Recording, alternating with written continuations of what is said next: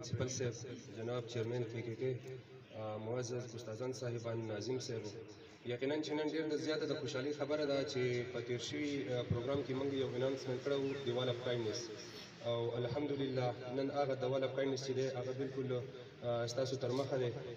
هغې کې زیاتره قرباني زموږ د دې سکول چې کوم سټوډنټس دي هغو ته زه خراج تحسین پیش کوم چې یقین وکړه هغو په دې خپل دغه کې چې دی د خپلو ملګرو هغه مرسته وکړه. دغه شانتې زموږ د دې سکول استادان صاحبان هغوی زیات شکریه ادا کوم، او زموږ د تنظیم چې کوم ممبرز دي خاص کر ګور صاحب او نور ممبرز د هغو ډېر زیاته شکریه ادا کوم چې دا د وال اف کایندنس چې کوم دی دا چې دی په کار باندې بروی کار راوستو او نن یې عملي جامه چې دی دې ته پیدا وکړه. یقینا چې تاسو ته مخکې دا خبره کړې چې د وال اف کایندنس څه دی او د دې مقاصد څه دي. د وال اف کایندنس چې کوم دی نو دا مغربي په مغرب کې چې دی په اول ځل د دې ابتدا وشوه، بیا الحمدلله چې د مغرب نه ورپسې زمونږ کوکارۍ کې چې دی د دې هغه طریقه کار چې دی په 2014 کې وشو الحمدلله، او هغه ډېر په کامیابه طریقه سره وشو. د وال اف کایندنس مطلب دا دی چې یاره داسې قسم هیلپ د خلکو وشي چې د هغوی عزت نفس چې دی مجروح نشي. مطلب دا دی چې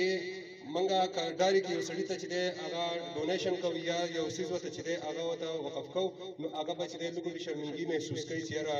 دا زه چې دی حقیر سم دغه شومه وګڼلی شومه. خو د وال اف کایندنس کې دا طریقه کار دی چې یاره موږ به کوم څیزونه چې ډونیټ کول غواړو نو هغه به په یو دیوار یو ځای کې چې دی مخصوص ځای کې هغې کې به پراته وي، او یو کس به چې دی هغه به ډایرکټ راځي بغیر څه دغه نه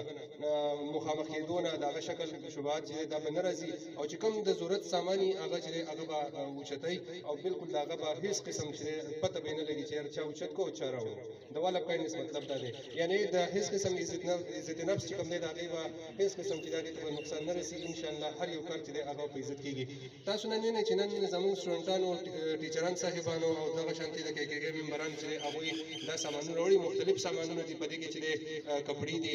جیکټس دي، د ماشومانو چې دی جیکټ دي، دغه شانتې تر دې حده پورې چې جانماز پکې چې دی هغه پکې موجود دی، دغه شانتې جورابې دي پکې، او انشاءالله په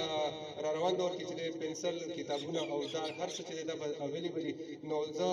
ټولو ډېره زیاته شکریه ادا کوم، او کوم سټوډنټان چې دی پرنسپل صاحب ته درخواست کوم چې هغه سټوډنټان چې دی به راځي او دې ځای نه به خپل سامان چې دی په ښکلې طریقه سره اوچتوي، او امید لرم چې دا دیوارې مهرباني به چې دی په ګورنمنټ هایر سیکنډري سکول کوکارۍ کې به جاري، او دا به دغه شانتې په ډیلي بنیاد باندې چې دی زموږ سټوډنټان چې کوم مالداره او صاحب حیثیت سټوډنټان دي هغوی به سامان راوړي دلته بدلي، او چاته چې ضرورت کېږي هغه ماشومان چې دی د دې نه به خپل سامانونه اوچتوي. نو زه ستاسو د ټولو خاص کر هغه سټوډنټان چې هغوی په دې کې حصه اخیستې ده، هغه استادان صاحبان چې هغوی په دې کې حصه اخیستې ده، او هغه ممبران زموږ چې هغوی په دې کې حصه اخیستې ده، د هغوی ډېر زیات مشکوره یم چې دا د وال اف کایندنس چې دی دا یې کامیاب کړو. ډېره زیاته مننه.